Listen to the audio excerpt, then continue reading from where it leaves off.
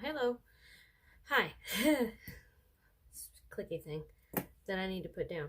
So, this is a requested video on self awareness by Hecate's Jinx. They requested this on my last video, and I'm doing a video on it now as my next video because it was an excellent request. Thank you. Breath leaves me when I talk because I forget to breathe when I'm speaking. I don't know why.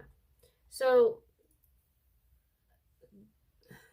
self awareness. All right, so the dictionary states that it's a conscious knowledge of one's own character, feelings, motives, and desires. And I agree with that. But I can't, let me hike my britches up. I can't speak on the desires part because I really don't know what that, like, I think I get it, but motives and feelings kind of play into desires. So I'm just going to leave the desires part out because I desire a lot of things that I know are not feasible. So I don't know. I'm going to skip that one. But, and then she also mentioned, or they also mentioned, the topics surrounding this that are similarly relatable. I think that's proper. Self-love and shadow work. And yes, I agree with that being similarly relatable. I ate hot Cheetos earlier and I washed my hands and it's still there. Highly picked up by this camera because it doesn't look that bold in real life, but the staining is real. Self-awareness. Okay, so being aware of yourself in the matter of your practice and other people, not together but separate. You know, you have to be aware of how you feel, what your own thoughts and, realities are comparatively to other people, because what they feel and think may not always align with what you think and feel about the same subject. So, you don't want to, even though it could be a very broad subject, you don't ever want to really give the opinion come across in a very harsh manner to the other person that you don't agree with them, unless, I guess the situation warrants it, but a lot of times it just doesn't. So, and in relation to self-awareness and self-love, you kind of have to understand yourself and be okay / love your flaws and your strengths, your weaknesses and strengths. To better understand someone else, you really have to understand yourself. So if you're in a debate, discussion, or just in an environment where everybody else is flipping and tripping and you're not, or you can't wrap your head around a situation but everybody else is cool, you really need to understand the reasons behind those actions and feelings. I feel like you're so yes, they can intermingle, and a lot of the pathways to get to that understanding can be drawn down through shadow work and reflection, analyzing yourself through and through, like on a pretty deep and intimate level, understanding maybe why you react to certain situations or types of people in a certain way, because that might be something that you're not really realizing is affecting you because of something that's happened to you later in life or earlier in life, but it really is affecting how you perceive certain types of people or certain types of situations in your present life. So understanding what made you this way concerning this, like abuses, traumas, car accidents, weird, anything that could be related to a traumatic experience in your earlier years or formative years, which when you get into an adult or get older in your adulthood, you have a severe problem with or high anxiety about. Like, I have severe anxiety with bridges because of something that happened to me. I have a problem with heights, with planes, but I don't mind hiking and climbing large mountains. It's just one feels more controllable than the other to me. Like, if I can, like, I don't like heights, and to stand on or look over something very high, just really, I can't. It messes with me, makes me nauseous, like stomach drops, all kinds of stuff. And bridges, like, I just can't.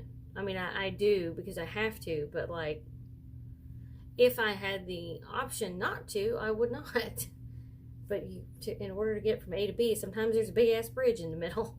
So I do it when I have to do it. And I'm actually sometimes, not always, but sometimes more okay as long as I'm driving, because I am in control of the vehicle more so than being a passenger. But on the flip side of that, I've had instances where I think I'm okay until I get to the bridge, and then I have to pull over and let someone drive because I just can't.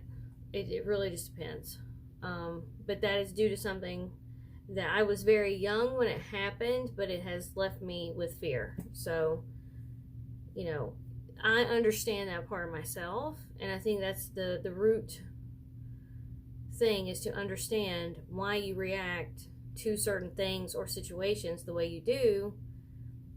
Ow! Jesus, I'm not a scratch and post. That's how you get to the root of that, is you really have to internalize and figure out, why does Becky bother me? What is it? What is it about Becky that really gets my goat and grinds my gears, Why does she grate on my nerves? Is it her personality is just totally conflicting with mine, and she's loud and obnoxious and always needs attention? Or is it really my problem? As in, I feel like, how can I say this? Becky has a better figure, so clothes fit her better, so she looks better, and she wears things I wish I could wear. Or is it that Becky receives a lot of attention that I feel like I don't? So you really, and Becky is a mythical figure. I don't know a Becky in real life, but oh shit, yeah, I do. Okay, Sally. I don't know a Sally. Sally. I don't know a Sally. So, is it Sally that has the problem, or is Sally the problem, or is it me that has a problem with me, and I'm projecting that onto Sally? Could it be that? Is that the bottom line? Is that the root issue? Is that I am the issue? I have unresolved issues with either self-esteem, or a fear, or a trauma, or, is there something that has happened to me that I am being overly aggressive and just, what is the word? Critical of Sally, but it's really a me problem? Or is Sally literally just loud and obnoxious and you freaking hate her? Like, that's a thing too, Some people are just need to sit down and be quiet for a little while, you know what I'm saying? But sometimes I think a lot of us have these little things that we haven't dealt with, and it makes us overly judgmental and critical of other people that are otherwise extremely sweet and nice people, that we just can't get past something that files our fangs about it. You know what I mean? Like, it's not always them. And that's something that I have a problem with. Okay? So it took me forever to figure out it's not always somebody else's fault. And I learned this fairly young, like in my early 20s. It's not everybody's fault. It's not always somebody else's fault. Sometimes I make a bad decision and I have to deal with it. Okay? I know that's hard to believe, but sometimes we make mistakes because we make mistakes. Mind blown, right? No one's perfect. Even people that seem perfect don't or aren't. They just have a better outward facade that either they handle situations better or they're more organized. I know a lot of basket cases that are hugely organized, and until I got to know them, I didn't realize they were just fucked up as I was. You know? Not fucked up in the sense of, they're really messed up. Just, they're not always together. They're not always, everything is not laid out perfectly. Everything is not always on time or planned or whatever. Like, when you get to know somebody, like really know somebody, you see that what the outward perception isn't always what's there. It's not always the way it really is, right? And I think we forget about that sometimes. But that does roll into self-love and shadow work. So what are words? I can't. Are we projecting ourselves on other people? Or is there a legitimate problem? That's what we have to figure out. And being self-aware helps you kind of understand yourself, thereby being able to better understand other people, to be able to get on a different level with somebody and maybe take into account that they act that way because they have a reason. They have a certain fear because there's a reason. And not everybody wants to explain their damn reason. Some of them are very personal and private, and frankly, none of our fucking business. It's okay. And if you can't get past the fact that they act this way and you don't have an explanation, then that's a you problem. Not them. They didn't do anything but live their life, and it's rubbing you raw, You gotta sometimes know when it's you. And I have to self-check my ass all the time. My husband, at work, he has a marvelous filter. Much better than I am. Like, to the point of it annoys me. His customer service voice is annoying to me because it's just meh. And because I don't have it. I didn't get that gift. Self-aware. Only in a few aspects. Not always on point with it. But, I will ask him if I'm in a weird mood and just like everybody's getting on my nerves, or I'm being overly critical of like how someone's dressed or whatever, like I'll ask. I'll be like, is it just me, or is this like, do you see what I'm seeing? And he'll be the first one to tell me, no, you're kind of being a bitch, a little bit, you're a little judgy. And I was like, okay, all right, well, and then once I get checked, I will stop and think like, oh, maybe it is me. I get that. I can see that. Because I do that all the time. And I will do it in the weirdest way. Like, because I've caught myself doing it. Especially with tall people. If y'all been following me for any length of time, or have me on any social platform, anytime somebody mentions about being short, I'm the first or third one up there going, hello, have you met me? Like, if I take after, or like, when your bone, what is it? Osteoporosis. And you start shrinking because your bones start getting brittle and you just kind of hunched it. Man, I'm going to be non-existent, or I'm going to look like a fucking turtle. Because I'm 4'10", 5 foot in a good pair of shoes, I'm not even average height in heels. That's how short I am. So if I see somebody dressed to the nines, or even a good pair of shorts, and she's got legs for days, I'm like, man, she just put the pants on. Just because I'm mad. Like, I didn't get that, you know? Like, my mother has always been thin. Like, even at her, in her mind, heaviest, she's always been thin.